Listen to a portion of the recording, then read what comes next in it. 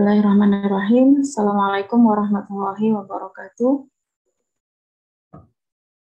Alhamdulillahi wa kafa wassalatu wassalamu ala nabiyil mujtaba wa ala alihi wa ashabihi ahla sidiki wal wafa. Asyhadu an la ilaha illallah wahdahu la syarikalah wa asyhadu anna Muhammadan abduhu wa rasuluhu la nabiyya wa la rasula ba'da. Rabbi shrah li sadri wa yassir li amri wa hlul 'uqdatam min lisani yafqahu qawli, amma ba'du. Ibu-ibu dan teman-teman sekalian yang kami muliakan, alhamdulillah pada siang hari ini Allah memberikan kita kembali kesempatan untuk bermajelis secara virtual ya, yang biasanya kita adakan di pekan ke berapa, Bu?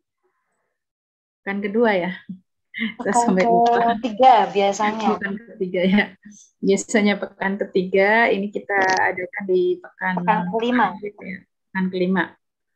Ya, alhamdulillah wa syukrulillah, mudah-mudahan karunia dan nikmat Allah ini memberikan keberkahan untuk kita semua, dan kita berdoa untuk ibu-ibu dan juga seluruh keluarga, semoga senantiasa mendapatkan perlindungan dari Allah, yang mendapatkan curahan rahmat dari Allah Subhanahu wa taala, diberikan kesehatan lahir dan batin, juga dimudahkan segala urusannya. Amin ya rabbal alamin. Salawat dan salam juga kita sampaikan kepada Rasulullah Muhammad sallallahu alaihi wasallam, ya juga para sahabat beliau, keluarga beliau, tabi'ut tabi'in, dan semua orang-orang dari kaum mukminin yang mengikuti sunnah beliau, yang mengikuti petunjuk-petunjuk beliau. Mudah-mudahan salawat dan salam terlimpah kepada kita semua. Amin ya rabbal alamin. Baiklah ibu-ibu sekalian, ini temanya sebenarnya sharing ya di sini ya. Ini temanya cukup berat ya, menjadi ibu bahagia gitu ya. Menjadi ibu bahagia gitu. Saya mau tanya ibu-ibu, bahagia itu kan relatif ya Bu ya, karena semua yang ada di dalam pikiran itu sifatnya relatif ya, jadi segala hal yang muncul dari akal pikiran kita itu relatif gitu ya. Nah, ini nih yang di gambar saya ini, kira-kira apakah kebahagiaan ada pada hal-hal yang seperti ini ya, rumah mewah, tas branded, mobil mewah, perhiasan ya, investasi dan sebagainya gitu ya. Kira-kira menurut ibu-ibu gimana pendapatnya? Bahagia itu ketika memiliki ini semua atau yang lain begitu? Ya, bisa. Tapi porsinya mungkin nggak masuk Ustazah. Bahagia itu sudah ada di hati Ustazah, nggak usah dicari. Oh gitu ya, Masya Allah. Mantap. Nah sebenarnya ini forumnya kan temanya untuk diskusi ya gitu. Nanti nggak nemu-nemu kalau nyari terus. Iya, ada orang yang memang ya menempatkan kebahagiaan dengan memiliki ya barang-barang seperti ini. Dia merasa puas, dan kepuasan hati itu termasuk daripada definisi bahagia juga gitu ya. Namanya juga menurut akal pikiran manusia gitu ya. Nah, makanya di sini kita bisa sampaikan bahwa semua orang itu pasti ingin bahagia. Sampai pun mohon maaf ya, pelacur juga ingin bahagia ya. Nah, dia melakukan perbuatan itu, mencuri, menipu, korupsi, atau yang lain-lain ya. Semuanya ingin bahagia. Tapi mayoritas manusia sesungguhnya tidak mengetahui hakikat bahagia yang sesungguhnya dan bagaimana cara meraihnya begitu ya. Nih, apalagi tadi sudah kita sampaikan bahwa bahagia menurut akal kita, pemikiran kita itu memang relatif ya, sebagaimana cantik itu juga relatif gitu ya. Nah, seperti itu. Namun dalam Islam bahagia itu jelas begitu ya. Nah, ketika kita merujuk pada petunjuk-petunjuk yang ada di dalam Al-Quran dan juga hadis-hadis Rasulullah Shallallahu Alaihi Wasallam ya, untuk mendefinisikan atau memahami tentang hakikat bahagia dan juga sengsara ya, kebalikan daripada bahagia. Ini saya cuplikan sebuah tauji, sebuah arahan dari Al-Quran dari surat Hud ayat 106 sampai 108 di mana Allah Subhanahu wa taala sampaikan di sini ya. Wa ammal ladzina syaku fa finnari lahum fiha zafirun wa syahiqun khalidina fiha ma damatis samawati wal ard illa ma syaa rabbuk inna rabbaka fa'alul lima yurid. Adapun orang-orang yang celaka itu kan lawan kata dari bahagia ya. Maka tempatnya di dalam neraka. Di dalamnya mereka mengeluarkan dan menarik nafasnya dengan merintih ya. Namanya orang susah itu kan nafasnya berat ya, membawa beban yang abot begitu ya. Mereka kekal di dalamnya untuk selama-lamanya, selama ada langit dan bumi, kecuali apabila Allah berkehendak lain ya, karena sesungguhnya Allah Subhanahu wa taala itu Rabb yang maha melaksanakan segala sesuatu yang dikehendaki. Wa ammal ladzina su'idu, ya di sini ada perbandingan ya, ada komparasi apa itu celaka dan apa itu bahagia menurut Al-Qur'an gitu ya. Adapun orang yang bahagia fafil jannati khalidina fiha. Mereka adalah orang-orang yang akan mendapatkan tempat di surga. Mereka kekal di dalamnya madamatis samawati wal ard, sama ya, selama ada langit dan bumi, illa masya rabbuk ya. Nah, kecuali memang ada kehendak lain yang diinginkan oleh Allah Subhanahu wa taala. Dan kebahagiaan ini sebagai apa? Ata'an ghairu majdud ya, sebagai pemberian karunia dari Allah Subhanahu wa taala yang tidak pernah terputus-putus ya, yang dulu sudah pernah kita bahas tentang bagaimana karakter surga, bagaimana karakter neraka, dan di antara yang ada di dalam kehidupan akhirat apakah itu surga ataukah neraka adalah keabadian yang tidak pernah putus begitu ya. Nah, karena mendefinisikan bahagia itu cukup rumit ya, nggak bisa diungkapkan. Saya mengambil dari beberapa ulama daripada pakar ya. Yang pertama dalam kitab Ihya Ulumuddin disampaikan oleh Imam Al-Ghazali ya. Bahagia itu apa sih gitu? Bahagia menurut Imam Al-Ghazali itu adalah kondisi spiritual. Jadi betul ya Bu ya, masalah hati di sini. Saat manusia justru berada dalam satu puncak ketakwaan, yaitu bahagia sesungguhnya. Kemudian beliau juga menyampaikan bahwa bahagia itu merupakan kenikmatan berharga ketika seseorang itu senantiasa diberikan hati yang cenderung mengingat Allah Subhanahu wa taala. Ya. Nah, kemudian beliau juga jelaskan lagi bahagia adalah ketika seorang berhasil yang mencapai tahap ma'rifah di mana ia telah mengenal Allah Subhanahu wa taala, kemudian memahami posisi Allah sebagai Sang Khalik, kemudian posisinya sebagai makhluk ya. Sehingga bahagia menurut beliau adalah kedamaian dan juga keamanan, ketenangan yang ada di dalam hati atau yang sering disebut dengan tumakninah ya. Jiwa kan ada 3 ya, ada nafsul lawwamah ya, ada nafsun ammaratun bisu, ada nafsun mutmainnah gitu ya.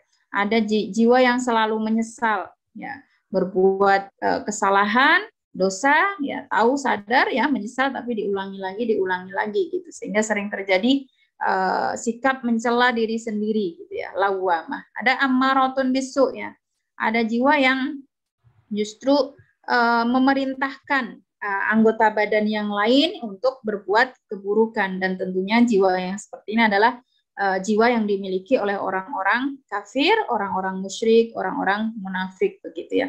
Dan tentunya yang kita inginkan adalah nafsun mutmainnah, jiwa yang ada di dalamnya ketenangan, kedamaian, keamanan, atau yang mungkin bisa kita kenal dengan jiwa yang bahagia seperti itu ya. Nah, di dalam Al-Qur'an bahagia diungkapkan oleh Allah Subhanahu wa taala dengan berbagai diksi, Ibu ya. Yang pertama tadi sebagaimana di dalam ayat yang sudah kita bacakan tadi ya, dalam surat Hud gitu ya. Seringkali Allah mengungkapkan kata bahagia itu dengan sa'id ya, yaitu berupa anugerah dari Allah Subhanahu wa taala kepada manusia. Ya, setelah manusia itu bergelut ya dengan kesulitan-kesulitan. Setelah dia menyelesaikan kesulitan-kesulitannya, ya, beres gitu ya. Nah, perasaan itulah yang dianugerahkan oleh Allah Subhanahu wa taala sebagai salah satu wujud bahagia. Ya. Kemudian juga banyak sekali Allah mengungkapkan bahagia di dalam Al-Quran itu dengan kata falah, ya, al-falah, keberuntungan. Nah, karena salah satu wujud dari bahagia adalah beruntung, ya. Kapan manusia dikatakan beruntung? Itu ketika menemukan apa yang dia cari. Ya, apa sih yang saya cari di dunia ini? Apa sih yang saya cari di kampus ini? Apa sih yang saya cari dari pekerjaan saya ini? Apa sih yang saya cari dari status saya sebagai seorang ibu, sebagai seorang anak, sebagai seorang hamba. Nah, itu juga termasuk daripada ungkapan yang dipilih oleh Allah untuk mewakili daripada makna bahagia. Ya. Kemudian ada juga ungkapan lain yang digunakan oleh Allah untuk menunjukkan kata bahagia di dalam Al-Quran adalah an-najah atau an-najat, ya, selamat dan berhasil, gitu ya.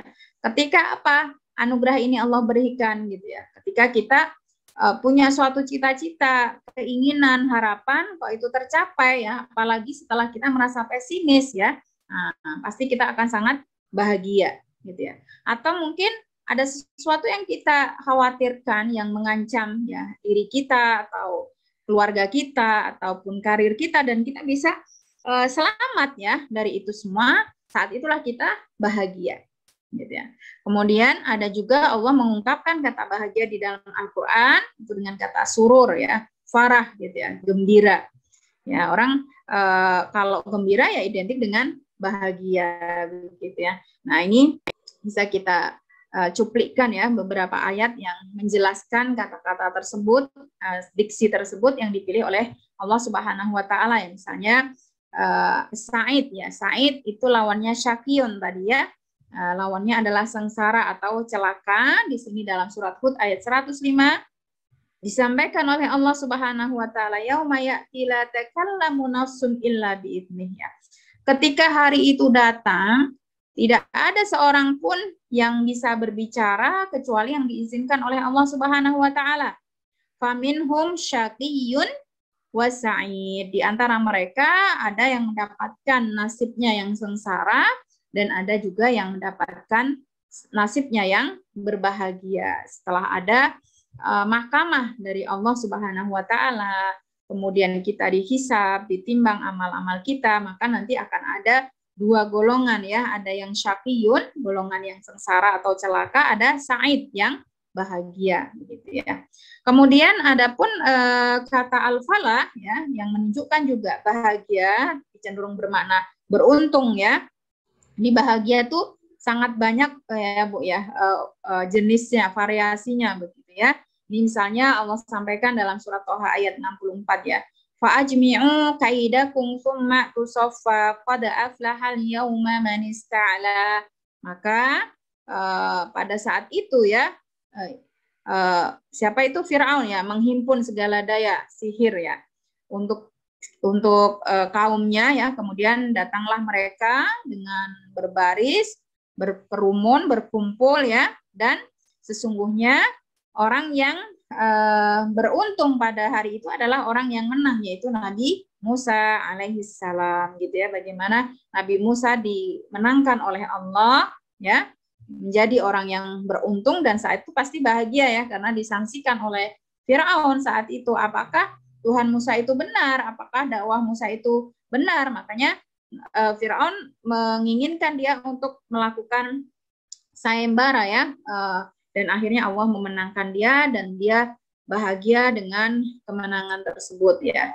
Kemudian dalam surat Al-Mu'minun juga Allah sampaikan qad aflahal mu'minun, beruntunglah menjadi orang-orang yang beriman.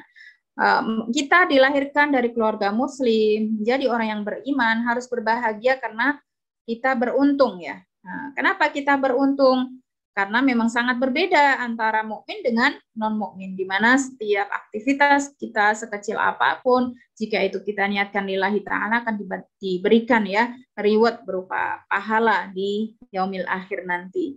Dalam surat Al-A'la juga disampaikan oleh Allah, ya, qad aflaha man tazakka, beruntunglah bagi orang yang membersihkan hatinya dengan iman. Dan ini banyak sekali, ya, dari penyakit-penyakit hati, hasad, iri, dengki, ya.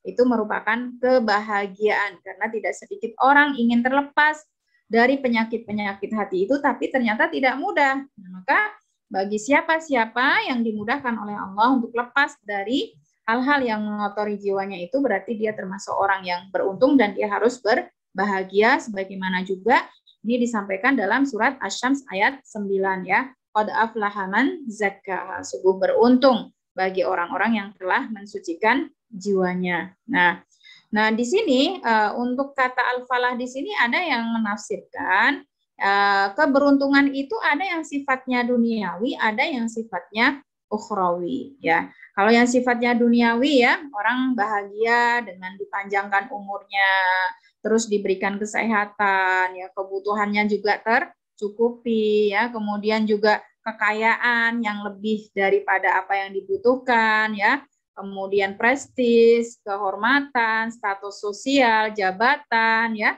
itu semua juga menjadi, tidak kita pungkiri, itu menjadi sebab-sebab kebahagiaan orang ya, tapi sifatnya ini secara duniawi begitu ya.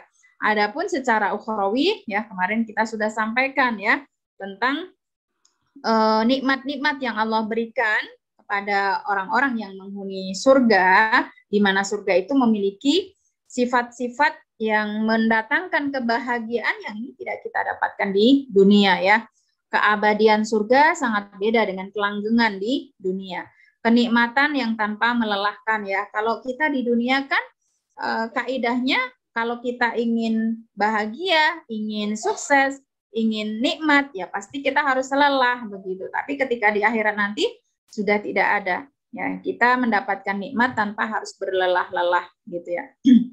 Kemudian juga keselamatan dari azab Allah ya. Kemudian kehormatan tanpa ada unsur kehinaan ya. Kalau di dunia kan ada orang yang mendapatkan kehormatan tapi ada unsur-unsur kehinaannya gitu ya. Karena mungkin nauzubillah min dzalik ya, dia mendapatkan kehormatan tersebut dengan cara-cara yang tidak dibenarkan oleh syariat. Adapun terhormat ketika di akhirat itu tidak ada sedikit pun unsur kehinaan ya, karena dia sudah melalui berbagai tahap ya, proses ya, memang untuk meraih di tingkat yang tertinggi dari sebuah kebahagiaan gitu ya. Nah dari sinilah Rasulullah SAW menegaskan kepada kita dalam hadis beliau yang artinya sungguh beruntung bagi orang yang memeluk Islam, yang mendapatkan rezeki yang cukup dan merasa puas dengan apa yang diberikan oleh Allah Subhanahu wa Ta'ala. Ini menjadi petunjuk ya bagi kita untuk melakukan aktivitas-aktivitas kita di dunia ya. Barangkali ada di antara kita yang cenderung memprioritaskan kebahagiaan kita itu berada di hal-hal yang sifatnya duniawi tadi gitu ya. Kemudian di dalam Al-Quran bahagia juga bermakna selamat ya, selamat dari apa yang dia khawatirkan, ya, apa yang dia tidak inginkan, itu juga termasuk ekspresi rasa perasaan yang menunjukkan kebahagiaan. Ya, nah ini diungkapkan oleh Allah dalam beberapa ayat ya, diantaranya dalam surat Asy-Syu'ara ayat 188 ya, waftah baini wa bainahum fathan wa najjini wa man ma'iya minal mu'minin ya. Berilah keputusan antara aku dengan mereka dan selamatkanlah aku dan orang-orang mukmin yang bersamaku ya. Ini diungkapkan oleh para nabi ya, yang saat itu dakwahnya ditolak oleh kaumnya. Kemudian para nabi tersebut memohon kepada Allah agar Allah memberikan punishment ya kepada orang-orang yang tidak mengikuti petunjuknya, agar mereka tahu bahwa bahwa ada perbedaan yang sangat mendasar antara orang-orang yang beriman dan orang-orang yang tidak beriman. Nabi Lut pun pernah berdoa untuk mendapatkan kebahagiaan dengan selamat ya dari apa yang menjadi akibat dari perbuatan kaumnya. Rabbi najini wa ahli mimma ya'lamun. Demikian juga Nabi Musa ya, ketika melakukan kesalahan, ketidaksengajaan dia memukul seorang Kipti, kemudian sampai mati ya, orang-orang mencari dia sebagai pembunuh, dia ingin selamat ya dari pencarian tersebut dan dia lari ke kota Madyan bertemu dengan Nabi Syuaib ya. Saat itu dia berdoa, fa kharaja minha khaifan yataraqab. Dia keluar dengan rasa takut dan waspada. Qala rabbi najini minal qaumidz zalimin. Wahai Allah, selamatkanlah aku dari kaum zalim ya. Dan di tafsir ayat ini namanya salah satu unsur kebahagiaan adalah ketika seorang diselamatkan dari apa yang menjadi sesuatu yang dia takutkan ya. Kemudian yang sangat kita kenal ya, ungkapan yang diucapkan oleh istri Firaun ya, yaitu Asya binti Muzahim ya, ketika dia mengetahui betapa apa yang diucapkan, apa yang dilakukan oleh suaminya tersebut sudah tidak logis, dia mengaku sebagai Tuhan yang ingin disembah ya, dan padahal dia sudah menemukan hakikat dari kebenaran itu, dia mendapatkan tekanan ya dari sang suami, nah, kemudian mendapatkan punishment juga begitu ya. Nah, saat itulah ya, saat dia sedang disiksa oleh sang suami tersebut, dia berdoa ya, Rabbi benili indaka baitan fil jannah. Wahai Rabbku, bangunkanlah untukku rumah di surga. Wa najjini min fir'auna wa amalihi wa najjini minal qaumidz zalimin ya. Selamatkanlah aku dari Firaun dan juga akibat dari perbuatannya, dan selamatkanlah aku dari kaum-kaum yang zalim. Kemudian salah satu ungkapan bahagia di dalam Al-Quran adalah gembira ya, atau bahasa Arabnya al-farh ya. Ini sebagaimana disampaikan oleh Allah Subhanahu wa taala dalam surat Yunus ayat 58, Kul, katakan wahai Muhammad, bi fadlillahi wa bi rahmatihi fa bidzalika falyafrahu gitu ya. Apapun yang menjadi rahmat Allah, karunia-Nya berupa apapun yang kau dapatkan, maka kita sebagai hamba Allah diharapkan berbahagia, bergembira dengan itu semua. Karena kalau kita menerima apa yang menjadi jatah kita dari Allah, yang itu merupakan salah satu bentuk rahmat Allah dan karunia-Nya, huwa khairun mimma yajma'un. Maka yang engkau dapatkan itu akan lebih baik daripada dunia yang kamu kumpulkan. Gitu ya. Jadi menerima apa yang menjadi jatah kita dari Allah, apapun itu ya, baik yang menyenangkan atau tidak, itu ternyata kunci daripada bahagia yang disampaikan oleh Allah Subhanahu wa taala gitu ya. Kemudian juga ini ada beberapa ayat yang lain ya. Nah, ini saya ambil yang terakhir saja di surat Ali Imran ayat 120. Kalau ini sikap orang munafik gitu ya. Kalau orang munafik itu sebaliknya, dia akan berbahagia ya dengan kesengsaraan yang dialami oleh orang-orang beriman, dan sebaliknya dia akan sedih, merasa celaka justru ketika orang-orang beriman ini memperoleh kebahagiaan, kemenangan, keberuntungan, kegembiraan begitu ya. Maka diungkapkan oleh Allah dalam surat Ali Imran ini ya, iyamsas in tamsas kun hasanatun tasuhum. Ya, jika kamu memperoleh kebaikan ya, justru mereka itu menjadi sedih gitu ya. Wa in tusibhum sayyi'atun yafrahu biha. Kalau kalian mendapatkan sesuatu yang berupa bencana musibah, mereka akan gembira, bahagia dengan itu semua.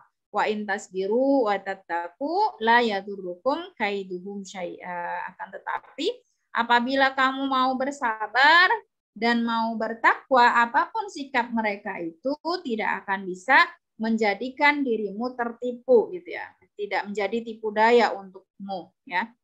Innallaha bima ya'maluna muhit. Dan kita tidak perlu khawatir dengan sikap dan reaksi orang ya tentang apa yang Allah berikan kepada kita, karena sungguh Allah itu mengetahui segala apa yang orang kerjakan gitu. Artinya Allah ketika mengetahui tidak sekedar mengetahui, tentunya semuanya akan mendapatkan balasan sebagaimana yang mereka lakukan. Kalau itu baik, ya akan memanen kebaikannya. Kalau itu buruk, ya akan mendapatkan keburukannya. Kemudian yang terakhir, bahagia di dalam Al-Quran juga diungkapkan dengan kata surur. Ya, bersama dengan farah tadi ya, surur, gembira. Gitu ya. Ini sebagaimana disampaikan oleh Allah, diantaranya di dalam surat Al-Insan ayat 11 ya. Wawaqahumullahu syarra dzalikal yaum, dan Allah melindungi mereka dari keburukan hari itu ya. walaqahum nadrata wa surura. Yang kemudian Allah memberikan kepada mereka nadrah, wajah yang ceria, wasurur, dan juga kegembiraan. Pasti ya, kalau orang wajahnya itu cerah ya, kemudian gembira, itu pasti dia bahagia. Ya. Dalam surat Al-Insyiqaq ayat 9 juga disampaikan ya, wayang qalibu ila ahlihi masrura ya. Nah, dia akan kembali kepada keluarganya yang bersama-sama beriman dengan bahagia, karena memang Allah Subhanahu wa taala menjanjikan ya dalam surat At-Tur ayat 21 ya, bahwa kita dan juga anak-anak cucu kita yang diikat dengan satu akidah yang sama berupa keimanan, itu nanti akan dikumpulkan kembali oleh Allah Subhanahu wa taala. Dan itulah ya kebahagiaan yang hakiki yang akan didapatkan oleh seorang mukmin apabila dia beserta anak cucunya, kakek buyutnya itu dikumpulkan kembali di kehidupan akhirat yang memiliki berbagai jenis kenikmatan yang tidak ada di dunia. Ya. Adapun orang-orang kafir diungkapkan oleh Allah dalam surat Al-Insyiqaq ayat 13, innahu kana fi ahlihi masrura. Innahu kana, karena itu sudah lampau ya. Ketika di dunia itu orang-orang kafir bergembira dengan keluarganya gitu. Tapi mereka tidak akan kembali bergembira, tidak akan kembali berbahagia nanti di akhirat dengan resiko yang akan mereka hadapi dari perbuatan-perbuatan yang telah mereka lakukan saat di dunia. Jadi bahagianya orang kafir itu di dunia ya. Nah, kalau bahagianya orang mukmin itu di akhirat. Maka kita tidak boleh tertipu ya. Kita ingat kisahnya Umar bin Khattab ketika bertemu dengan orang non-muslim yang hidupnya susah ketika di dunia, beliau sampai sempat meneteskan air mata dan ditegur oleh salah seorang ajudan beliau ya Amirul Mukminin innahu nasraniyun gitu. Kenapa engkau memprihatinkan ya kondisi orang Nasrani tersebut begitu ya? Apa yang disampaikan oleh Khalifah Umar ibu-ibu ya? Rahimtuhu dzakartu qaulallahi ta'ala amilatun nasibah tasla narun hamiyah ya. Ya, aku merasa khawatir saja dengan kondisinya gitu. Sudah di dunia itu amilatun nasibah, dia sengsara, dia penuh dengan kelelahan. Nasibah itu capek ya. Capek, lelah begitu ya. Tapi lelahnya di dunia itu akan bersambung sampai di akhirat. Dengan apa? Tasla narun hamiyah. Dia masuk ke neraka. Jadi sudah di dunia lelah, sengsara, di akhirat lebih sengsara lagi ya. Pana'udzubillahi min dzalik. Maka bahagia bagi orang mukmin dengan orang kafir itu berbeda ya. Gitu.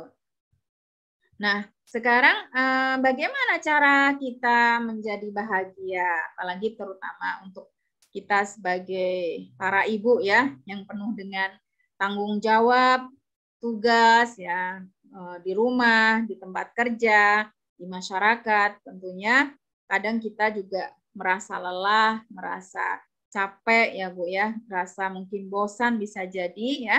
Nah, kita perlu memotivasi diri kita untuk menjadi wanita-wanita, menjadi para ibu yang senantiasa berbahagia ya dengan anugerah-anugerah yang diberikan oleh Allah Subhanahu wa taala, karena sesungguhnya kita kadang tidak menyadari bahwa kelelahan kita, kebosanan kita, ya, capeknya kita itu diimpi-impikan oleh orang lain. Terus mboten ya. Misalnya kita capek dengan anak-anak gitu ya. Banyak orang yang menginginkan hal itu ya. Mereka harus berupaya sekuat tenaga ya untuk diberi karunia oleh Allah ya, dititipi amanah anak gitu ya. Kemudian capek membersihkan rumah, ada orang yang tidak punya rumah ya, jadi tidak bisa bersih-bersih rumah. Kita capek dengan amanah tanggung jawab pekerjaan gitu ya. Banyak orang yang juga kesulitan mencari pekerjaan. Mereka mencari capek gitu ya. Tapi kan dengan itu ada kemudahan gitu yang ada atau kebahagiaan yang kita dapatkan. Tapi yang jelas kita insya Allah akan menjadi orang-orang yang bahagia dalam kondisi apapun dengan tetap mengikuti apa yang menjadi petunjuk dari Allah Subhanahu wa taala. Jadi bukan kebahagiaan yang semu ya.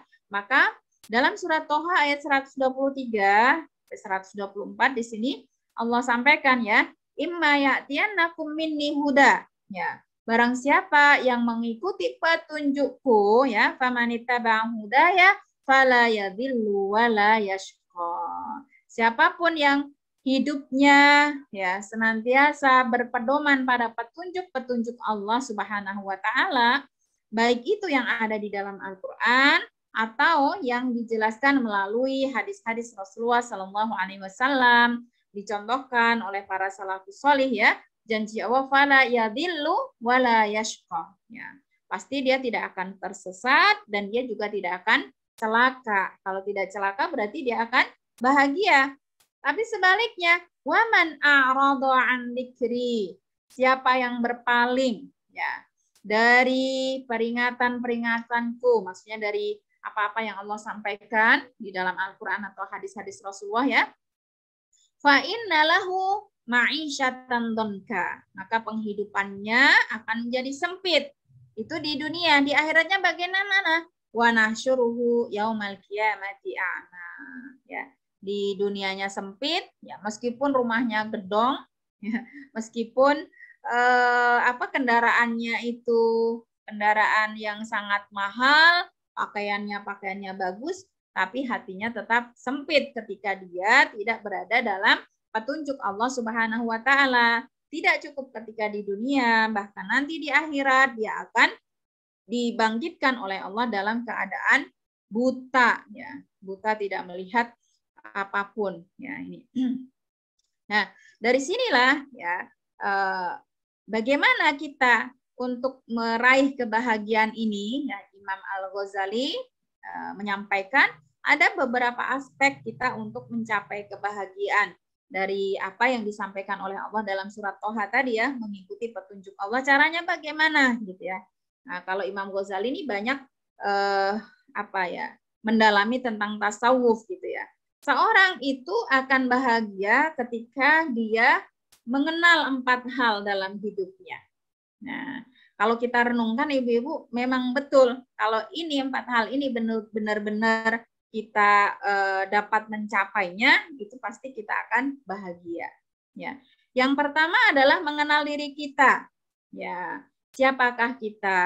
Ya, kita adalah makhluk yang diciptakan oleh Allah. Ya, kemudian untuk apa kita diciptakan? Untuk beribadah kepada Allah, gitu ya. Kemudian untuk apa kita hidup di dunia ini, gitu ya? Harus apa, gitu ya? Itu adalah kita harus beribadah kepada Allah, dan kemudian ada hal-hal yang kadang itu menguji kita, baik itu hal yang baik maupun yang buruk, ya. Itu akan menguji siapa di antara kita yang paling baik ya amalannya begitu ya. Kemudian tujuan akhir kita itu apa? Apakah dunia ini atau akhirat gitu ya. Semakin kita mengenal diri kita, posisi kita seorang hamba, maka kita akan semakin bahagia ya. Kemudian mengenal Allah ya, kebesarannya, sifat-sifatnya, kemahakuasaannya, dan bagaimana kita memposisikan diri kita ya sebagai hambanya itu, maka ilmu yang paling tinggi adalah ma'rifatullah. Ya, ilmu mengenal Allah Subhanahu wa taala. Semakin orang mengenal Allah, maka dia akan semakin bahagia. Kenapa? Karena kalau dia sedang kesulitan, Allah itu ala kulli syai'in qadir. Tinggal mengadu kepada Allah Subhanahu wa taala, begitu ya. Kemudian ketika dia merasa kurang rizkinya, ya, dia percaya Allah adalah Ar-Razzaq, Maha Pemberi rizki. Bahkan juga Allah sendiri menyampaikan di dalam Al-Quran, wa annahu huwallazi adhaka wa abka. Sesungguhnya hanya Allah lah saja yang membuat kita itu menangis atau tertawa. Ya. Adapun kata-kata orang, perbuatan orang itu hanya sebagai alat dan sarana dari sisi Allah Subhanahu wa taala. Sehingga dalam menghadapi seperti ini ya, kita tentunya akan senantiasa meminta pertolongan dari Allah Subhanahu wa taala, baik dengan sabar kita ataupun sholat kita ya. Juga beliau Imam Al-Ghazali menyampaikan orang akan bisa menjadi bahagia ketika dia mengenal tentang hakikat dunia dan akhirat, bahwa dunia ini hanyalah sementara, dunia ini hanyalah tipuan, dunia ini adalah permainan, dunia ini adalah ujian, ya. Kemudian akhirat adalah tujuan abadi, akhirat adalah kekal dan sebagainya, itu cenderung akan menjadikan manusia bahagia karena dia melakukan sesuatu itu bukan untuk mencari pujian dari manusia, bukan karena manusia, ya. Karena hal yang paling melelahkan yang membuat kita capek itu adalah apa Bu ya, komentar netizen gitu ya, itu melelahkan dan kalau kita ikuti nggak akan ada habisnya gitu ya, adanya capek saja. Tapi kalau kita hanya mencari ridha Allah Subhanahu Wa Taala, ya insya Allah hidup kita akan lebih ringan. Nah, dengan itulah kita akan bahagia. Adapun Imam Hasan Al Basri menyampaikan ya, agar kita mencari kenikmatan dan kebahagiaan itu dalam 3 hal. Kalau tadi aspek-aspeknya ya, dalam apa kita mencari kenikmatan dan kebahagiaan, ya. Jadi bahagia dan nikmat bagi seorang mukmin dan non mukmin itu berbeda. Ya, mungkin orang mencari bahagianya dengan melakukan traveling, ya, jalan-jalan, piknik, atau tadi ya belanja-belanja, bakar uang, ngabisin uang dan sebagainya. Tapi seorang mukmin tentunya tidak seperti itu cara untuk mendapatkan kenikmatan dan kebahagiaan. Beliau Imam Hasan Al Basri menyampaikan ya, dalam 3 hal ini bisa engkau meraih kebahagiaan, mendapatkannya, yaitu dalam sholat, dalam berzikir, dalam membaca Al-Quran. Bahkan beliau sampaikan, jika kita mendapatkan kebahagiaan dengan hal-hal yang seperti ini, maka sungguh kita telah mendapatkan apa yang kita inginkan. Tapi apabila ternyata ya kita tidak mendapatkan kebahagiaan dalam sholat, dalam zikir, dalam membaca Al-Quran, sehingga kita tidak pernah melakukannya atau melakukannya hanya sekedar untuk melakukan ya, karena sholat yang tidak sah, tidak sesuai fikih juga tidak bisa menggugurkan kewajiban. Karena seringkali kita menganggap bahwa yang penting sholat ya sudah gugur kewajibannya, padahal tidak semua sholat itu bisa menggugurkan kewajiban kalau dia tidak sesuai dengan aturan-aturan yang dibuat ya dalam fikih begitu kan ini. Jadi kalau kita tidak mampu meraih kenikmatan dan kebahagiaan, tidak merasa nyaman lah ya dengan sholat kita, dengan zikir kita, dengan Al-Quran kita jauh dari 3 hal ini. Karena untubillahi min dzalik, sesungguhnya pintu-pintu kebahagiaan kita itu sudah tertutup, baik itu di dunia maupun di akhirat. Adapun misalnya dia terlihat tersenyum dan sebagainya, itu semu, itu palsu gitu ya. Dia tidak bahagia sesungguhnya. Gitu. Kalau dia ya tidak merasakan kenikmatan kebahagiaan dalam 3 hal ini, gitu ya. Jadi kebahagiaan itu relatif dan mungkin bisa jadi menipu ya, semu gitu ya.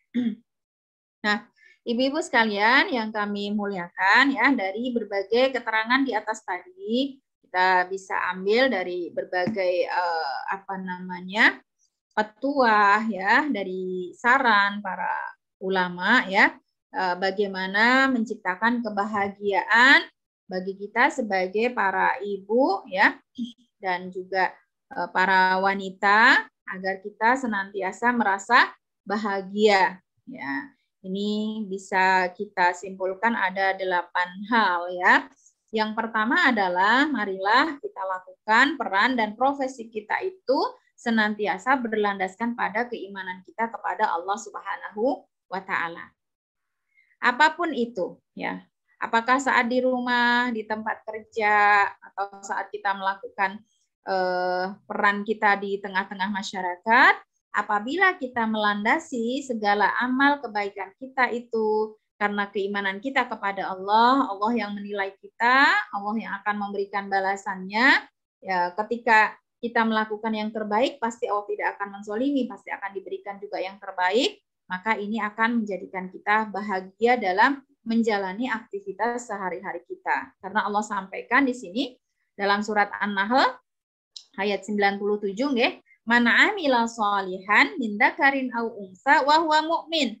Ya, siapa saja yang melakukan aktivitas-aktivitas yang baik Apakah itu laki-laki atau perempuan, yang terpenting dia adalah orang yang beriman. Allah janjikan kepada mereka itu falanuhyiyannahu hayatan thayyibah.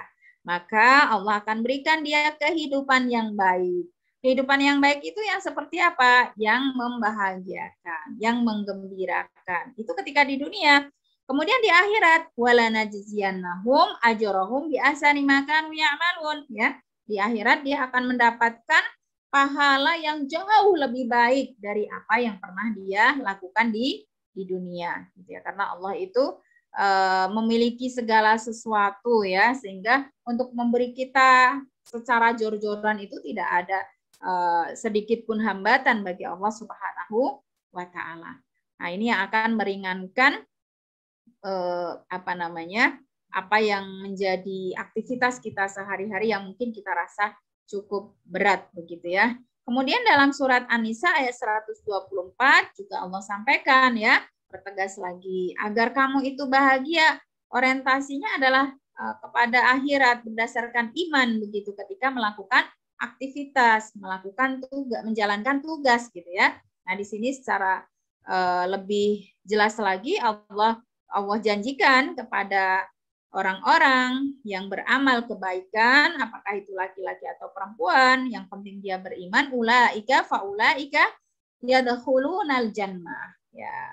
Di akhirat nanti akan dimasukkan ke surga, wala yudlamuna nakira, dan Allah tidak menzalimi sedikit pun. Jadi tidak ada kebaikan sedikit pun yang tercacar dan tidak terbalaskan dari sisi Allah Subhanahu wa Ta'ala. Dan tentunya balasannya akan sangat berbeda, ya. Nah, nanti ibu-ibu bisa ulas kembali yang kemarin sudah kita bahas, ya, tentang wanita-wanita surga itu, ya. Nah, surga itu seperti apa? Itu yang motivasi itu yang akan membuat kita enjoy dan happy dalam melaksanakan aktivitas dan tugas kita sehari-hari sebagai seorang ibu yang multiperan, gitu ya. Kemudian yang kedua, sabar dan syukur, ya. Ini juga sudah pernah menjadi tema kajian kita, ya, yang sudah kita sampaikan, ya. Ini menjadi salah satu kunci bahagia terutama bagi wanita. Tapi sekaligus juga ini menjadi titik kelemahan kita sebagai wanita. Jadi ketika syaitan itu ingin menghancurkan sebuah keluarga, itu yang dibidik adalah ibunya, istrinya, wanitanya, gitu ya. Dengan cara apa? Dicabut darinya itu sabar dan syukurnya. Ya. Dia cenderung melihat, membanding-bandingkan kehidupannya dengan orang lain, kenikmatan yang Allah berikan kepada dirinya dan orang lain, ya, sehingga adanya itu kurang, adanya itu lelah, adanya itu mengeluh, ya. Nah, sehingga itu akan menjadikan suasana di dalam keluarga itu menjadi tidak nyaman. Karena kan ibu itu seperti lentera, begitu ya. Kalau dia tidak bahagia, yang lain juga gak akan suram, gitu ya. Kalau ibu sakit, yang lain bisa sakit, gitu. Maka seakan-akan dalam hidup kita itu sebagai seorang ibu tuh kalau bisa jangan sakit, gitu ya. Karena sakit pun itu masih harus melakukan ini dan itu, beda dengan seorang ayah, begitu ya. Maka dalam hadis riwayat Muslim di sini Rasulullah sampaikan, ajaban di amril mukmin, ya. Menakjubkan sekali urusan-urusan yang ada pada seorang mukmin. Kenapa? Inna amrohu kullahu lahu khair. Apapun itu, apakah menyenangkan, tidak menyenangkan, ya, apakah musibah, cobaan atau kenikmatan, itu semua baik bagi seorang mukmin. Walaisa dzalika li ahadin illa lil mukmin, dan itu semua tidak pernah Allah anugerahkan kecuali untuk orang-orang yang beriman. Idza asabathu syarra syakara fakana khairal lahu. Kalau dia ditimpa kesulitan-kesulitan, permasalahan-permasalahan, kalau dia ditimpa kenikmatan, maaf ya, kebalik.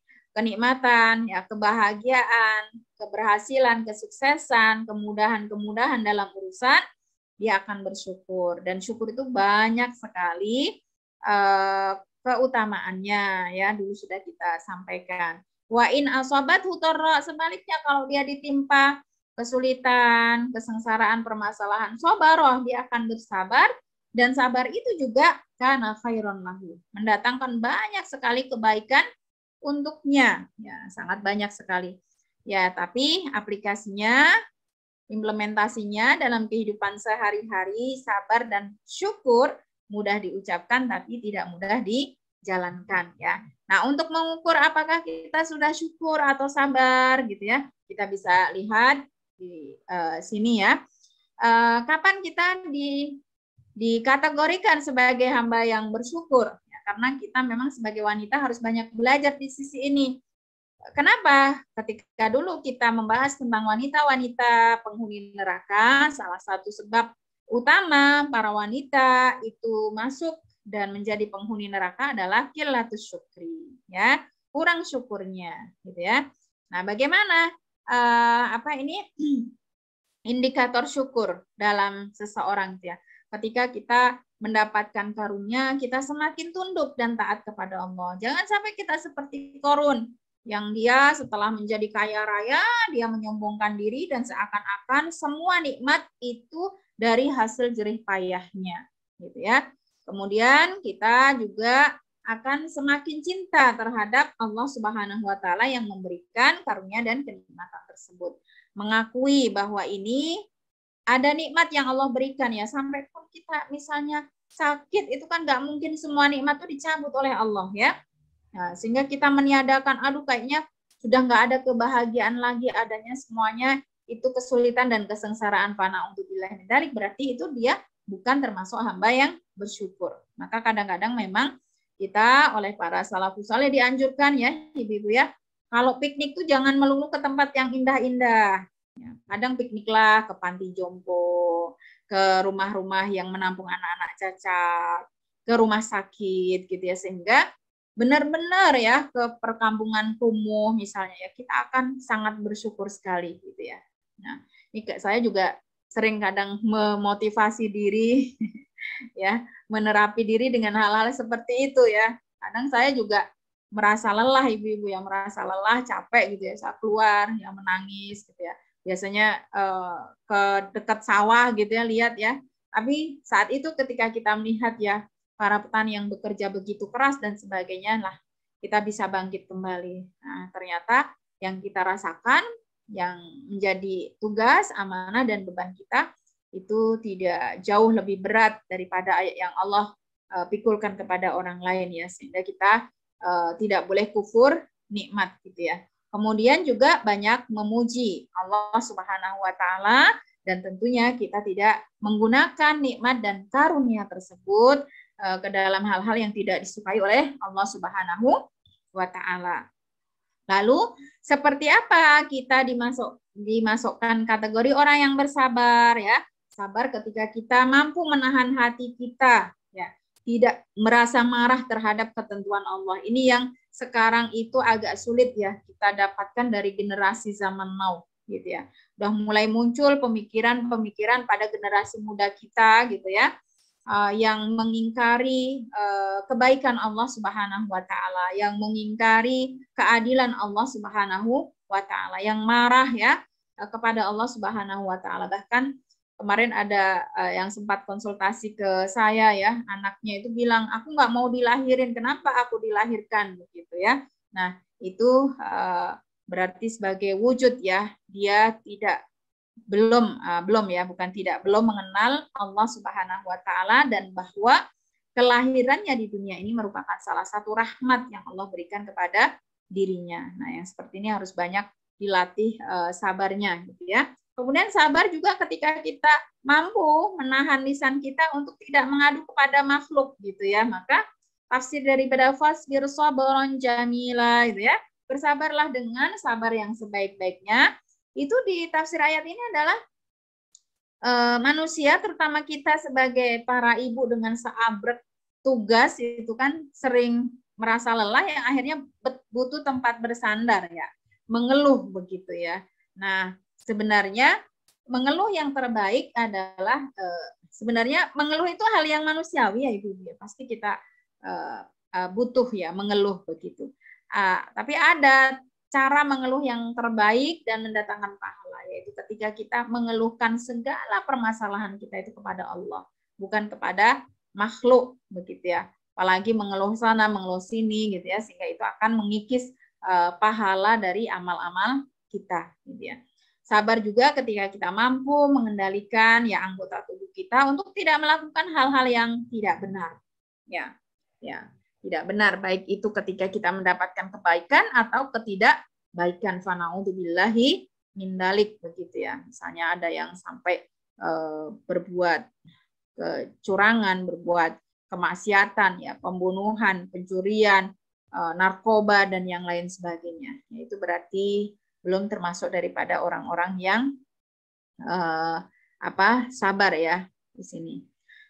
Dan Allah Subhanahu wa taala sampaikan kepada kita ya untuk bisa kita lebih bersabar dan bersyukur. Dalam surat Ar-Ra'd ayat 26 Allah sampaikan, Allahu yabsutur rizqa liman yasha'u wa yaqdir. Ya. Kita kembalikan semuanya kepada Allah. Karena Allah lah yang meluaskan rizki dan menyempitkan bagi siapa yang dikehendaki. Dan rizki ini maknanya sangat luas. Rizki itu adalah penghidupan, apa-apa yang mendukung ya menjadi segala sesuatu yang dibutuhkan dalam hidup itu adalah rizki. Dan itu tidak selalu berupa materi ya, termasuk kebahagiaan hati itu juga adalah rizki. Dan kadang-kadang Allah meluaskan pada seseorang, kadang menyempitkannya. Tapi kebanyakan orang-orang yang kafir itu fafarihu bil hayatid dunya, akan merasa sangat bahagia sekali dengan kehidupan dunia dibandingkan kehidupan akhirat. Nah, padahal Allah sampaikan wa mal hayatud dunya fil akhirati illa mata. Ya. Kebahagiaan dunia, kesenangan dunia, kenikmatan dunia itu hanyalah kenikmatan yang sedikit dibandingkan dengan akhirat, di mana satu hari di akhirat nanti itu sama seperti hitungan 1000 tahunnya kita di dunia. Kemudian kunci yang ketiga adalah zikrullah. Ya, seorang ibu, seorang wanita, seorang mukmin akan mendapatkan kebahagiaannya, ketenangannya itu ketika mengingat Allah Subhanahu wa taala ya, sebagaimana Allah sampaikan dalam surat Ar-Ra'd ayat 28 ini ya, alladzina amanu wa tatma'innu qulubuhum bidzikrillah. Orang-orang yang beriman itu hati mereka akan menjadi tentram, tenang, bahagia ketika mengingat Allah Subhanahu wa taala. Dan Allah menjamin ala bidzikrillah tatma'innul qulub. Ya, bahwa hanya dengan mengingat Allah itu hati akan menjadi tentram dan bahagia gitu ya. Misalnya kita sedang sakit, kita ingat Allah, bahwa hanya Allah lah yang bisa menyembuhkan. Kan tenang jadinya ya. Kita belum mendapatkan sesuatu yang kita butuhkan, ya kita ingat bahwa Allah itu maha kaya, maha segalanya, akan menjadi tenang gitu ya. Nah, dan yang lain sebagainya. Nah, ini perlu kontemplasi terus terang ya. Nggak bisa kalau hanya dibaca saja gitu ya. Maksudnya kita berlatih terus ya, mengingat betapa 99 Asmaul Husna itu kan mencakup segala apa yang kita butuhkan. Dengan mengingat itu maka insya Allah kita akan baik-baik saja gitu ya. Maka Rasulullah Shallallahu Alaihi Wasallam sampaikan dalam hadis riwayat Muslim di sini, yang artinya bahwa perumpamaan rumah yang di dalamnya ada zikrullah, ada tilawah Al-Quran, ada sholat, ada zikir pagi dan sore ya. Dan rumah yang tidak ada zikrullah, ya jauh ya, hiburannya itu ya traveling, kuliner dan sebagainya, bukan dengan cara-cara untuk mendapatkan ketenangan hati, itu diumpamakan seperti orang yang hidup dan orang yang mati. Nah, ini. Kemudian yang keempat, agar kita bisa menjadi ibu yang bahagia, mari kita senantiasa belajar untuk berdamai dengan takdir, gitu ya. Ibu-ibu yang kami muliakan, gitu ya. Kadang-kadang kan kita tidak menyangka ya, kok ini terjadi pada saya, kok hal-hal seperti ini terjadi pada keluarga saya, gitu ya, pada anak saya, pada suami saya, pada orang-orang yang di sekitar saya, pada pekerjaan dan karir saya misalnya. Kita kan kadang-kadang dipusingkan dengan itu gitu ya. Kalau kita runut, kenapa ya kok bisa dan sebagainya begitu, maka kita diharapkan untuk membuka kembali ya pikiran kita tentang apa yang menjadi ketetapan Allah Subhanahu wa taala, yaitu takdir. Di mana Allah Subhanahu wa taala telah menulis ya skenario dari diri kita dan seluruh alam semesta ini, bahkan 50.000 tahun sebelum langit dan bumi itu diciptakan. Ya, sebagaimana disampaikan oleh Rasulullah dalam hadis ini ya, kataballahu maqadirul khalaiq qabla an yakhluqa as-samawati wal arda bi khamsina alfasana. Ya, semuanya sudah dituliskan oleh Allah Subhanahu wa taala, sehingga Rasulullah juga ingatkan kepada kita, wa alam annama asabaka lam yakun liyukhtiaka wa ma akhta'aka lam yakun liyusibaka. Ketahuilah bahwa sesungguhnya kesalahan kamu itu tidak menyebabkan kamu memperoleh cobaan dan musibah. Begitu juga cobaan dan musibah itu tidak Allah tetapkan karena semata-mata kesalahan kamu.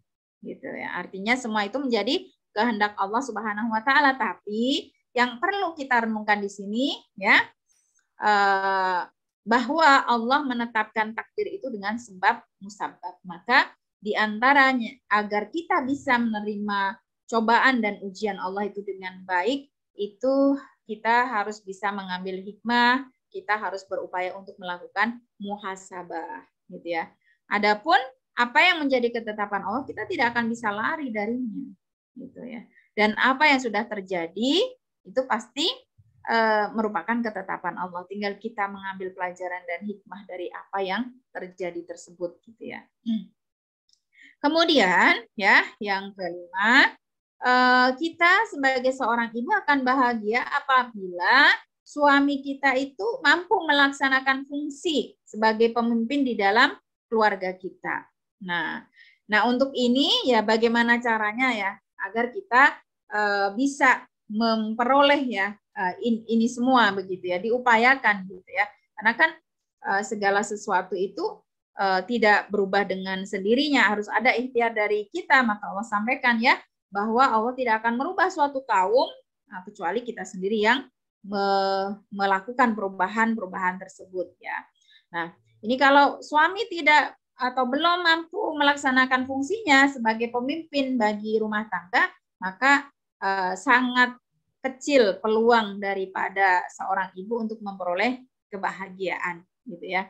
Maka dalam surat An-Nisa ayat 34 sampai 35 di sini sangat jelas ya disampaikan oleh Allah ya bagaimana fungsi dan juga kedudukan dan posisi suami dan istri dalam sebuah rumah tangga. Ar-rijalu qawwamuna 'alan nisa, bahwa laki-laki itu adalah qawwam, pemimpin bagi kaum wanita. Bima faddalallahu ba'dahum 'ala ba'din wa bima anfaqu min amwalihim. Nah, fungsi pemimpin bagi seorang laki-laki ini akan bisa didapatkan ketika memang ada hal-hal yang mendukung ibu-ibu ya. Di antaranya adalah ketika suami menjalankan fungsinya sebagai penanggung jawab nafkah keluarga. Ini ya. Nah ini. Kalau misalnya tidak ya tinggal bagaimana kita mensiasatinya dengan kondisi tersebut agar tetap ya tetap fungsi suami sebagai pemimpin ini terjaga, karena juga ada contohnya kan. Khadijah dan Rasulullah itu adalah keluarga yang sangat harmonis. Tapi sebenarnya kalau ditinjau dari pendapatan ya atau karir itu sangat jauh antara Khadijah dengan Muhammad Sallallahu Alaihi Wasallam. Kenapa? Karena wanita yang sholihat juga disebutkan di sini oleh Allah. Fasalihatu qanitat. Adapun wanita-wanita yang sholihat itu adalah qanitat yang taat kepada Allah.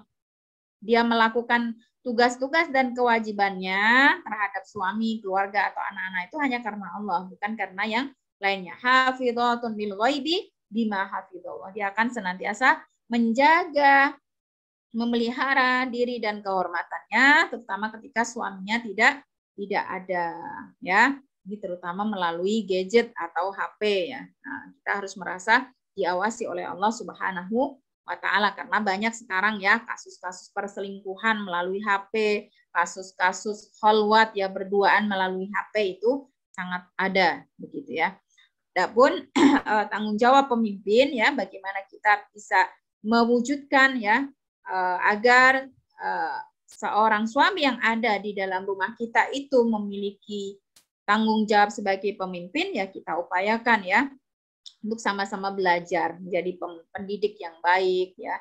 Dia menjadi sandaran yang kokoh bagi keluarga, maka kita sesukses apapun bersandarlah kepada Allah juga kepada suami. Tidak boleh merasa bahwa kita mampu melakukan segala-galanya sendiri ya. Kemudian juga menafkahi, memutuskan keputusan yang penting dalam keluarga harus kita libatkan begitu ya. Maka di dalam rumah tangga nun sewu ya, kalau yang istrinya itu dominan, yaitu akan menghambat kebahagiaan daripada keluarga tersebut ya. Kemudian seorang ibu akan bahagia ketika suaminya itu menjadi teladan yang baik dalam mendidik ya. Nah, karena dalam surat At-Tahrim di sini disampaikan oleh Allah ya, ya ayyuhalladzina amanu qu anfusakum wa ahlikum naro. Nah, di sini qu anfusakum dulu baru ahlikum gitu. Jadilah kamu itu harus bisa menyelamatkan dirimu dulu dari neraka, baru keluargamu. Artinya sebagai orang tua kita harus bisa menjadi teladan, menjadi contoh terlebih dahulu. Kalau kita belum bisa menjadi contoh akan sulit ya untuk bisa juga berharap bahwa anak-anak kita, keluarga kita itu bisa selamat dari neraka begitu ya. Kita harus bisa menyelamatkan diri dulu dengan mendidik diri kita, mendidik jiwa kita, perilaku dan ucapan kita, baru kita bisa menyelamatkan keluarga kita dengan mendidik mereka ya. Juga bertanggung jawab atas nafkah ya, ini sudah pasti ya, sehingga mohon maaf ya, tidak bisa dipungkiri bahwa salah satu yang menjadikan seorang ibu itu tidak bahagia adalah ketika kebutuhannya itu tidak tercukupi dengan baik ya. Nah, baik itu bukan selalu yang harus berlebih begitu ya. Ya semampu yang dilakukan oleh suami, karena di dalam surat At-Tolak ayat 7 ini sangat jelas Allah sampaikan liyunfik tu sa'atin min sa'atihi. Kalau orang yang mampu memberikan nafkah ya, itu ya harus liyunfik ya, wajib memberi nafkah sesuai dengan kemampuan. Wa man qudira alaihi rizquhu falyunfik mimma atahu. Adapun yang mungkin disempitkan rezekinya, yang terpenting dia sudah berupaya untuk menunaikan kewajibannya ya, memberi nafkah gitu ya. Apakah 50.000 atau berapa ya, mungkin yang dikeluarkan oleh istri lebih banyak itu tidak masalah. Yang terpenting itu bukan nominalnya tapi tanggung jawabnya ya, dia upaya yang dia lakukan. Maka seorang istri juga harus berupaya untuk belajar sabar, menahan diri, jangan sampai ketika barangkali Allah memberikan ujian kepada pasangan kita dengan mengurangi pendapatannya, bahkan sampai pada titik yang sangat jauh dari apa yang kita harapkan atau dari kondisi sebelumnya ya, itu kita dan suami kita sudah berupaya semaksimal mungkin, kita menafikan upaya tersebut. Itu jangan sampai begitu ya, karena memang Allah tidak pernah membebani seseorang itu ya, la yukallifu nafsan illa ma ataha. Para suami untuk memberikan nafkah kepada istrinya itu sesuai atau di luar daripada kemampuan dia, itu Allah tidak membebani. Maka manusia juga tidak boleh menuntut lebih dari apa yang menjadi kemampuan suami, yang itu merupakan anugerah dari Allah Subhanahu wa Ta'ala. Jika kita bisa memaklumi dengan baik, maka Allah berjanji, saya ja'alullahu ba'da usri yusra. Nah, permasalahan finansial itu akan menemukan solusi-solusi kemudahan-kemudahan dari Allah Subhanahu wa Ta'ala. Ya, ketika kesulitan itu kok nggak berhenti-berhenti, nah, bisa jadi ini ada yang salah pada diri kita ya, menafikan usaha suami, ya, mengingkari kenikmatan Allah dan sebagainya, sehingga kesulitan ya terus-menerus kita rasakan gitu ya. Nah, ini banyak ya, ada beberapa ya tanggung jawab dari para suami ya. Misalnya dalam surat Al-Baqarah ayat 233 memberikan makan, pakaian, tempat tinggal ya, dalam surat At-Tolak ayat 6 gitu ya. Sehingga kalau suami mampu ya, tapi tidak memberi, diperbolehkan ya bagi kita para istri itu mengambil tanpa izin, asalkan itu dengan cara yang ma'ruf. Ini sebagaimana yang pernah dikonsultasikan oleh Hindun ya kepada Rasulullah SAW, karena suaminya Abu Sufyan itu seorang laki-laki yang sangat pelit begitu ya. Boleh enggak saya ngambil tanpa izin itu ya? Rasulullah perintahkan, khudhi ma yakfiki wa waladaki bil ma'ruf. Boleh kamu ngambil yang cukup untuk kamu dan juga untuk anakmu, asalkan itu sesuai dengan urf ya. sesuai dengan urf. Bil ma'ruf, ma'ruf itu baik, secara baik, tapi sesuai dengan urf ya. Urf itu kebiasaan standar hidup di masyarakat sekitar kita, tidak boleh lebih dari itu. Kemudian yang keenam ya, seorang ibu akan bahagia apabila mendapatkan muasyarah bil ma'ruf, muasyarah bil ma'ruf, perlakuan yang baik ya dari para suami, sehingga untuk menciptakan kebahagiaan bagi seorang ibu atau rumah tangga itu memang yang perlu ikut kajian itu bukan hanya ibu-ibu sebenarnya ya. Jadi 5 ke depan tadi adalah internal kita. Nah, berikutnya ini adalah eksternal ya. Jadi bahagia itu ada faktor-faktor internal, ada faktor-faktor eksternal. Namun yang lebih mendominasi ya faktor internal begitu ya, bagaimana kitanya gitu. Nah, meskipun faktor-faktor eksternal itu tidak kita nafikan, itu mempengaruhi juga ya untuk kebahagiaan kita. Maka dalam surat An-Nisa ayat 19 di sini Allah Subhanahu wa taala berpesan kepada para suami agar ibu itu yang menjadi lentera keluarga itu bahagia, maka perlakukanlah dengan sebaik mungkin sesuai dengan uruf ya, sesuai dengan tradisi yang ada, standar yang ada, karena perlakuan yang baik mungkin di Indonesia dengan di Arab itu juga berbeda ibu-ibu. Maka salah satu yang menjadi rujukan referensi dalam hukum Islam itu adalah urf ya, tradisi setempat begitu ya. Wa ashiruhunna bil ma'ruf ya, bergaulah dengan para istri kamu itu dengan cara yang patut ya, yang ma'ruf. Fa in karihtumuhunna, jika memang ada sikap, ucapan atau mungkin kebiasaan yang kamu tidak suka dari istri-istri kamu, fa'asa an takrahu syai'an wa yaj'alullahu fihi khairan katsiran. Mudah-mudahan apa yang kamu benci dengan kesabaranmu, dengan perilakumu yang baik dalam mendidik dia, mengarahkan dia, itu akan menjadi kebaikan yang banyak yang Allah berikan kepadamu juga kepada keluargamu. Ya, di dalam Islam suami istri itu akan sama-sama bahagia ketika bisa saling melengkapi satu dengan yang lain, karena masing-masing kita diciptakan oleh Allah Subhanahu wa taala dengan kekhasan, keistimewaan yang berbeda. Yang Allah inginkan adalah bagaimana supaya kita itu bisa saling memberi, saling menutupi, saling menyempurnakan. Itulah yang akan menjadikan hidup itu lebih berwarna dan bahagia begitu ya. Kalau semuanya bisa kita lakukan sendiri, saya yakin itu tidak akan menjadikan seorang bahagia. Maka diumpamakan dalam Al-Quran surat Al-Baqarah ayat 187 ini bahwa suami istri itu ibarat pakaian. Ya, hunna libasul lakum wa antum libasul lahunna. Pakaian itu fungsinya apa, ibu-ibu? Menutupi, menghangatkan kalau dia musim dingin ya, mengademkan kalau musim panas, melindungi, kemudian juga menghiasi ya, menyempurnakan. Nah, itu fungsi daripada pakaian gitu ya. Kemudian yang ketujuh ya, kita akan bisa menjadi ibu yang bahagia. Nah, bahagia itu bisa akan kita raih ketika kita saling menolong ya dengan pasangan kita ya, tolong menolong dalam kebaikan. Ya.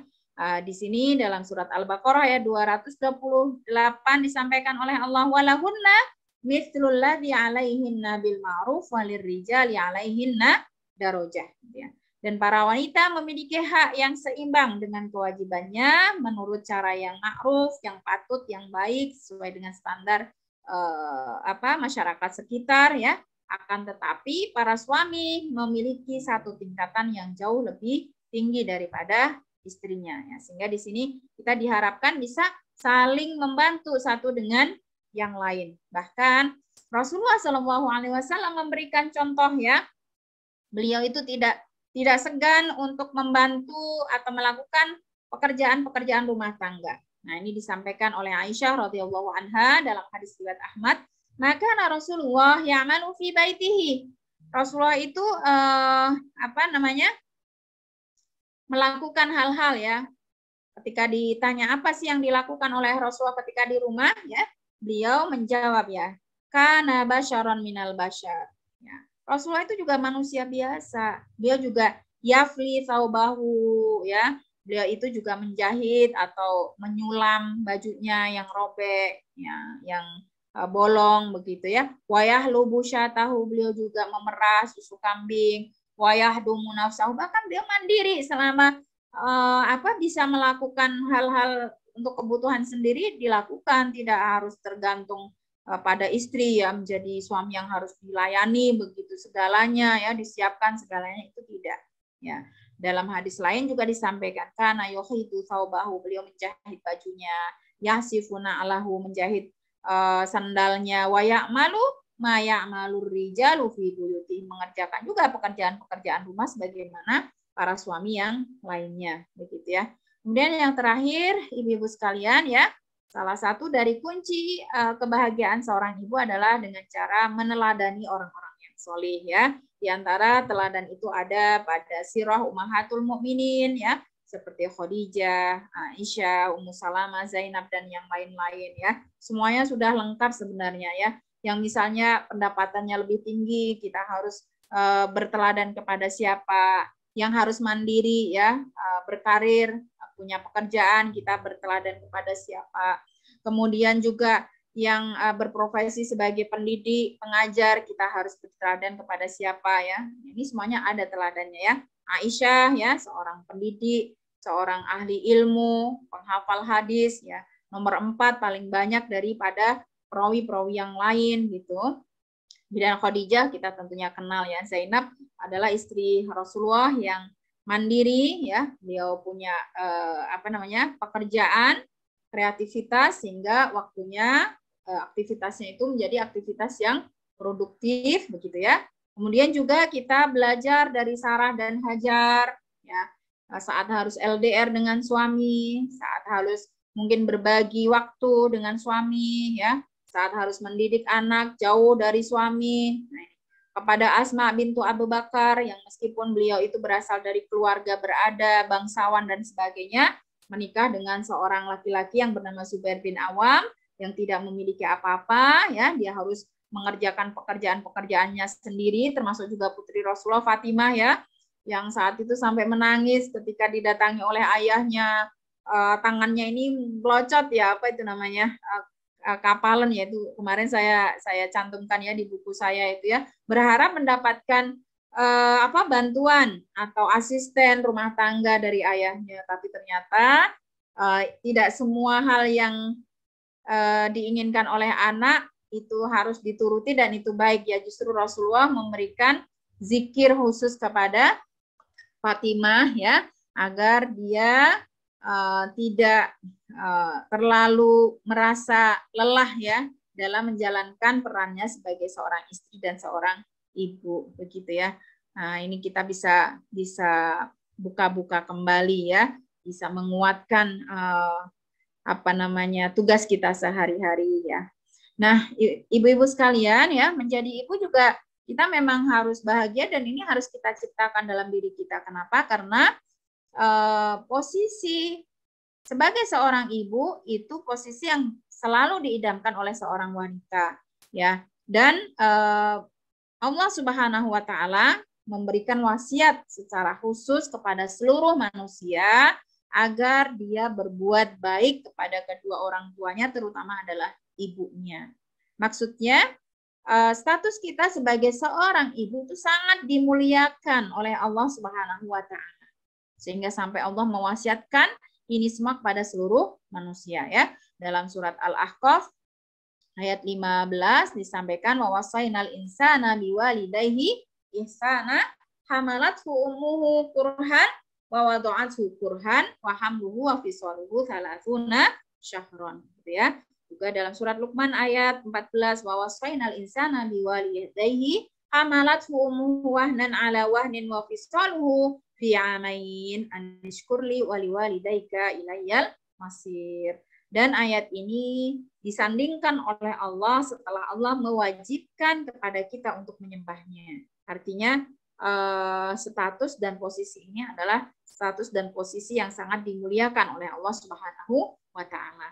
Juga dalam hadis riwayat Bukhari ya, Rasulullah berpesan kepada seorang yang bertanya, siapa yang lebih berhak untuk bisa mendapatkan perlakuan yang baik? Itu seorang ibu memiliki 3 tingkat jauh lebih berhak daripada seorang ayah. Ya, betapa mulianya menjadi seorang ibu. Ini harus menjadi motivasi kita agar kita bahagia dengan status kita sebagai seorang ibu, ya. Ada orang yang bertanya, man abaru, siapa yang harus aku perlakukan dengan baik, ya? Qala, Rasulullah bersabda, ummuka qultu tumaman, kalau dalam hadis riwayatnya, man abaru, siapa lagi? Tetap ibumu, siapa lagi ibunya, sampai 3 kali, ya. Baru kemudian ayahmu, baru kemudian kerabatmu yang lebih dekat dan lebih dekat, begitu. Kemudian juga selain itu Rasulullah Shallallahu Alaihi Wasallam melarang, ya, manusia untuk berbuat durhaka kepada para ibu, ya, kepada para ibu, dan ini termasuk hal yang diharamkan oleh Allah Subhanahu wa Ta'ala. Ini yang harus kita syukuri, ya, berarti kita punya sesuatu yang dahsyat di sisi Allah, ya, termasuk ucapan kita juga dahsyat, doa kita juga dahsyat, ya. Kalau kita mensyukuri karunia-karunia ini, maka kita akan menjadi para ibu yang insya Allah senantiasa bahagia, bukan karena harta, bukan karena kedudukan, bukan karena kehidupan yang glamor dan yang lain sebagainya, ya. Di dalam hadis riwayat Bukhari Muslim disampaikan, ya, innallaha harrama 'alaikum 'uquqal ummahat. Jadi secara khusus disebut di sini, diharamkan kalian untuk durhaka kepada ibu, bukan sekadar orang tua, tapi khusus disebut oleh beliau Rasulullah para ibu. Wa man'an wahat, juga tidak boleh pelit, tamak, ya. Wa wa'dal banat, menguburkan anak perempuan hidup-hidup. Wa karihalakum, Allah juga membenci dari kalian itu 3 hal. Kila wa kola, ya, katanya begini dan begitu, atau istilahnya banyak memberikan berita-berita burung, ya, apa namanya, isu-isu atau ghibah, ya, katanya begini, katanya begitu, saya dengar begini, saya dengar begitu, gitu, ya.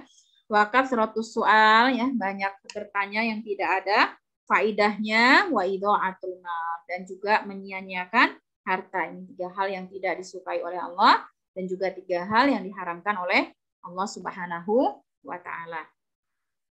Begitu. Jadi intinya ibu-ibu yang kami muliakan, ya, kebahagiaan itu terdapat dalam sikap, ya, sikap taat kita kepada Allah, ya, dan mendapatkan ridhonya, menjalankan apa-apa yang menjadi perintahnya, dan juga meninggalkan apa-apa yang menjadi larangannya, gitu, ya. Karena apa? Kalau bahagia itu diukur dengan hal-hal yang sifatnya duniawi, itu sangat kecil, itu sangat pendek, ya. Perjalanan hidup kita, dunia itu adalah perjalanan hidup, begitu, ya. Tapi sesungguhnya kehidupan yang sesungguhnya itu adalah akhirat, sebagaimana disampaikan oleh Allah, ya. Wa innal akhirata lahiyal hayawan. Kehidupan yang sesungguhnya adalah di akhirat. Jadi jangan kita mengejar dunia dan melupakan akhirat, ya. Yang harusnya kita lakukan adalah kejarlah akhirat, tapi dunia jangan engkau lupakan, karena dunia bagi seorang mukmin itu menjadi sarana dia untuk meraih akhiratnya. Gitu, ya. Saya kira itu yang bisa saya sampaikan pada siang hari ini.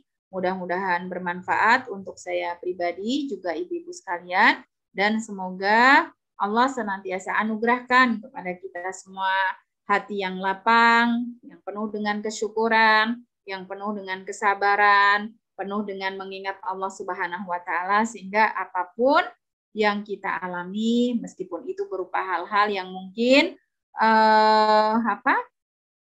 yang mungkin tidak menyenangkan hati kita, tapi kita akan tetap berbahagia dalam kategori, ya, sesuai dengan apa yang ada di dalam Islam, ya, bukan sesuai dengan akal apa yang ada dalam pikiran kita, karena itu sangat relatif, begitu, ya. Demikian yang bisa saya sampaikan. Wallahu a'lam bishawab. Astaghfirullahi wa lakum jami'an. Wabillahi taufiq wal hidayah wal afu minkum wa barakallahu fikum. Wassalamualaikum warahmatullahi wabarakatuh.